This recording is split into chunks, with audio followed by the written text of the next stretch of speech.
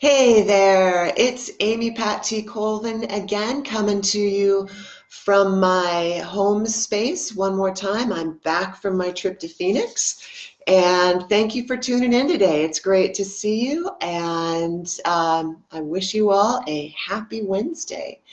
So, over the last few days, we've been talking a little bit about patience, tolerance, and acceptance. And I woke up this morning and I was thinking about what I wanted to talk about, and I flipped open to one of the pages in one of my translations of the Tao Te Ching, and I came across verse 29, which to me sort of ties in with all of that. So let me pick up a version. Again, I'm using this particular translation today.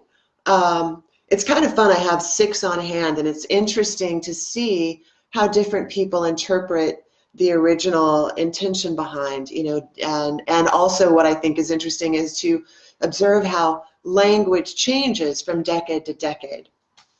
So this one, again, this version is from 1975, and it reads like this, and there's my dog Lily walking out. Verse 29, do you think that you can take over the universe and improve it? I do not believe it can be done. The universe is sacred. You cannot improve it. If you try to change it, you will ruin it. If you try to hold it, you will lose it. So, sometimes things are ahead, and sometimes things are behind. Sometimes breathing is hard, and sometimes it comes easily. Sometimes there is strength, and sometimes weakness. Sometimes one is up, and sometimes one is down. Therefore, the sage avoids extremes, excesses, and complacency. And I like this verse for so many reasons. One of the first reasons is, to me, it really embodies that sense of harmony and flow. It balances that yin and yang. There's that give and take. Sometimes we're up, sometimes we're down. Sometimes breathing is hard, sometimes it's easy. And what I like through all of that is this idea that we're not always in control. Again, that kind of goes back to the idea of acceptance that I had that we were talking about the other day, that willingness to acknowledge that we're not always in control, and the willingness to acknowledge that the universe is sacred. We live in this place that is by its nature beautiful and wonderful and full of opportunity, and sometimes what we experience isn't what we want, and therefore sometimes we try to change it. So again, it's short, so I'll just read it one more time. I just think it's so beautiful. Do you think that you can take over the universe and improve it? I do not think this can be done. So, to me, that's self-evident, right? We can't. We can't improve on the universe. Sometimes we can do things at a very micro level that makes our lives better, and it's important for us to do that. But in the big, broad swath of things, it's important to acknowledge that things are going just as they are meant to, even if it's uncomfortable. The universe is sacred. You cannot improve it. Okay, I take that at face value. Again, at the microcosm, you can do things to improve your own life, but at a greater level, you can't improve it. Trying to change it, you will ruin it. And to me, this talks a little bit about the idea of grasping, wanting to control something so much. And sometimes when we have that desire to control, we end up morphing what we wanted into something else altogether. If you try to change it, you will ruin it. If you try to hold on to it, you will lose it. How often have you wanted that thing to last, and you've been trying and trying and trying to hang on to it, and inevitably it just slips away? There's so many things in life that can be like that. And I imagine that you can come up with ideas in your own world. And again, this part of it goes back to that balancing of the yin and yang, the light and the dark. Sometimes things are ahead and sometimes they're behind. Sometimes breathing is hard, sometimes it's easy. Sometimes there is strength and sometimes weakness. Sometimes one is up and sometimes one is down. Again, it's that harmony and that flow and that willingness to be in the river of life, moving with the current. Sometimes the current moves quickly, sometimes it moves slowly. And if you can just stay grounded and stay centered with who you are and how you are, then it helps buoy us along as we float down that river of life. And the final line is, therefore, the sage avoids extremes, excesses, and complacency.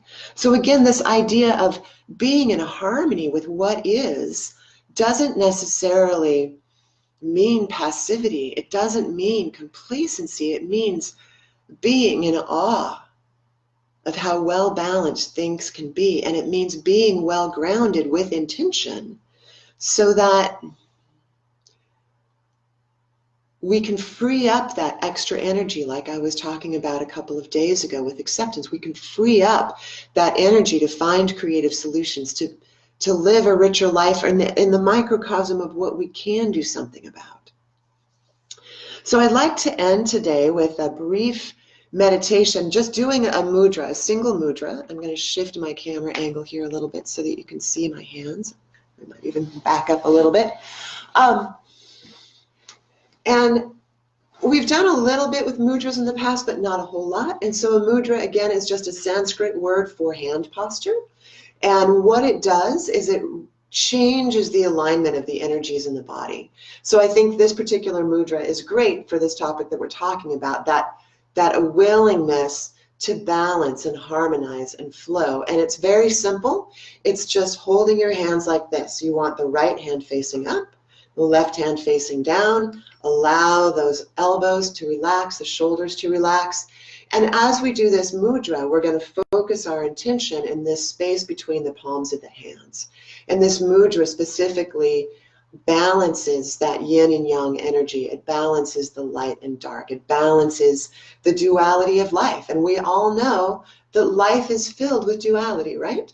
So go ahead and close your eyes, drop your gaze, whichever is more comfortable. Begin by breathing into that belly, letting things settle. Just have your hands wherever you want them at the moment.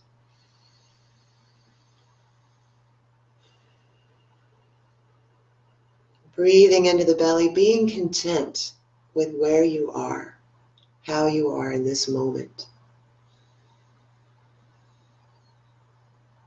Really feeling that tailbone extend down to the earth, the crown of the head rising up into the sky.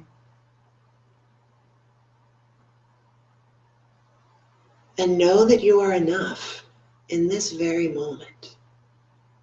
There's nothing that needs to change.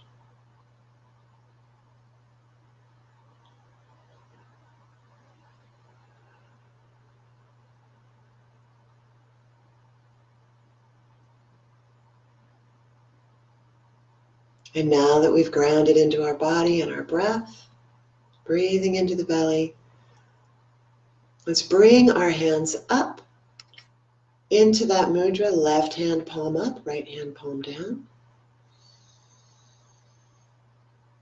Continue breathing into the belly, connecting with the Dantian, but hold the focus of your awareness in that space between the palms of the hands.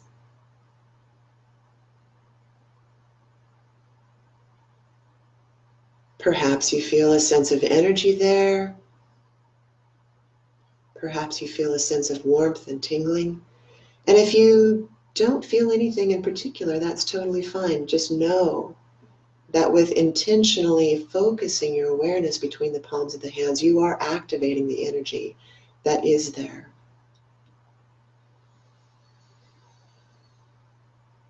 And in this mudra and in this moment, know that the universe is sacred. Know that sometimes it is hard to breathe. and sometimes it is easy. Know that there's value in sitting with whatever challenges arise,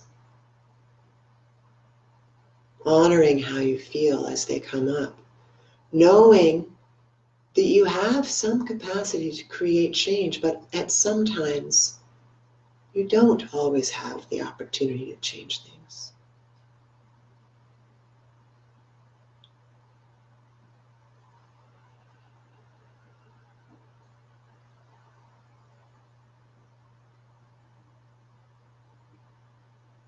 And from here, bring both hands down to the knees, palms up, in a mudra that represents acceptance and surrender. Surrendering to the wisdom of the divine within and accepting that you're not in control of all things at all times. And just notice how it feels to sit in a well-grounded, intentional fashion.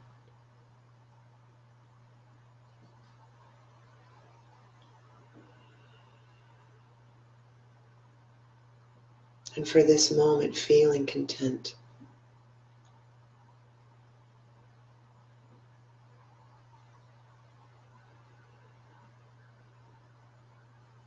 And when you're ready, bring the meditation to a close. And I invite you throughout the day, as you're considering all these different pieces of information and tasks that you need to do, consider what you can harmonize with, what you can let go of, and what you need to change. So wishing you well. It's great to see you again on this Wednesday, and have a fantastic week. I look forward to seeing you again tomorrow. Bye for now.